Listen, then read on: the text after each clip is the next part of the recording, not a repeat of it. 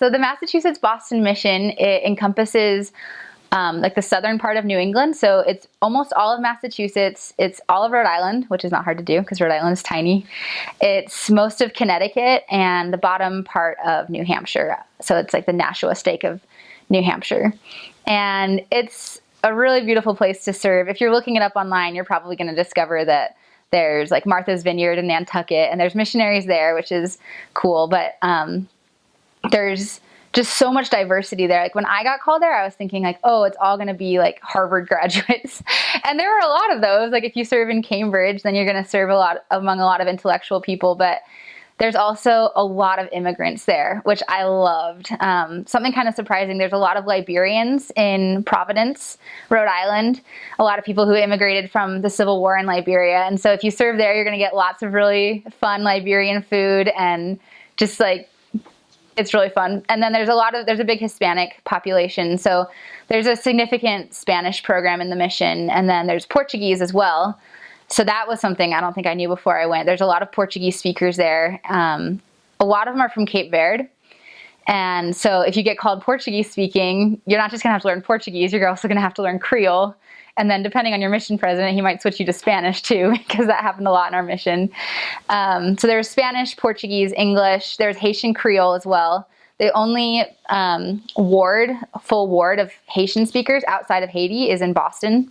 So that's pretty cool. And they were working on Chinese units while I was in the mission field. And so that was a new burgeoning thing. And so there's just a lot of diversity in the Boston area, and not just in Boston itself, but also like something really cool about the mission is that there's a lot of big cities in the mission. It's not just one big city and then a lot of suburbs from it. There's Boston, there's Providence, there's Hartford, there's New Haven, there's Nashua, there's Merrimack. So there's just a lot of, every area you go to will have its own unique aspects to it.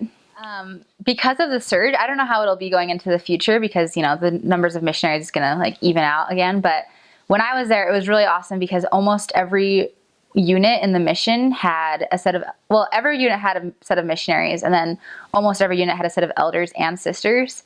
And so that was really cool because our mission president really encouraged us to minister together to people. And so we would do weekly planning with the elders, and we would share our investigators. And it was really cool. It's kind of like the proclamation of the family. It's like you're supposed to share those roles equally, and like men and women have divine attributes. And so obviously within the context of the mission rules and staying with your companion, it was a really neat experience to have the sister's opinion and the elder's opinion, and to like draw on both of our strengths, because we definitely had like strengths that complemented each other, and that really helped to kind of have a unified way to teach people so that they learned everything they needed to know about the church and the gospel. So my first area, it was me and my trainer opened that area, and then it was a set of missionaries were there already who were English and Portuguese. They were covering both.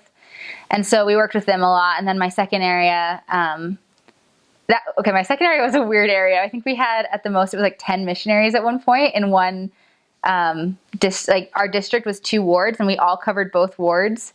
So me and my companion were English speaking in Framingham, Marlborough. And then there was the language sisters who covered both Spanish and Portuguese.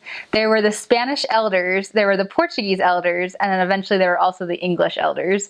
And we all covered 2 wards, and those 2 wards had, there was like language units within the ward, so kind of like 4 units, but it was really fun. We all actually lived in like the same apartment complex, and so, just like across the street from each other, down the hill from each other, and so it made us really close. And we all like knew the same people, and church on Sunday got a little crowded with missionaries, but it was awesome. So that was my second area. And my third area, I worked in the office on kind of like a special project, but one of my companions was a Spanish speaking missionary, which was helpful because we ended up trying to do some translation into Spanish. So definitely the language units are not forgotten. When I got called to New England, I was thinking like, oh no, I'm going to have to eat so much seafood because I really hate seafood. And so like when the dinner calendar would get passed around, they'd ask like, any preferences or allergies? I'd be like, I don't like seafood.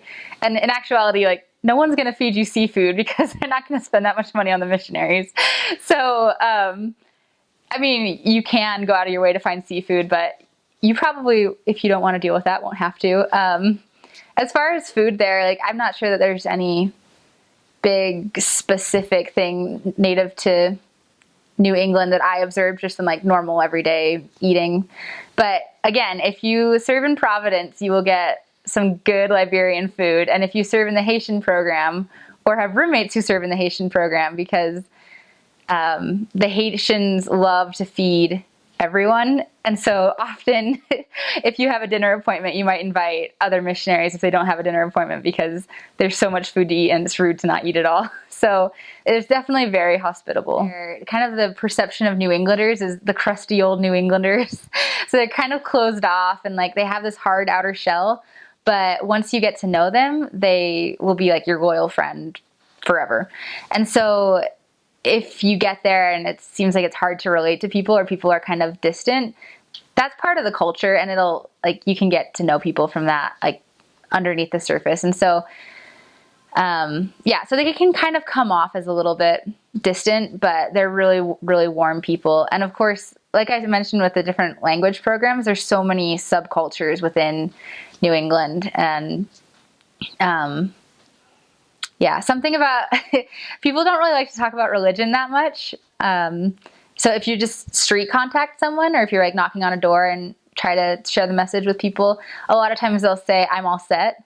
So that's the classic New England phrase. Instead of like, "I'm good," or like, "No thanks," they say, "I'm all set." And it's their way of being like rude and polite at the same time. And so you can get used to hearing that. And in the mission, we had t-shirts printed that said, "I'm all set" on them.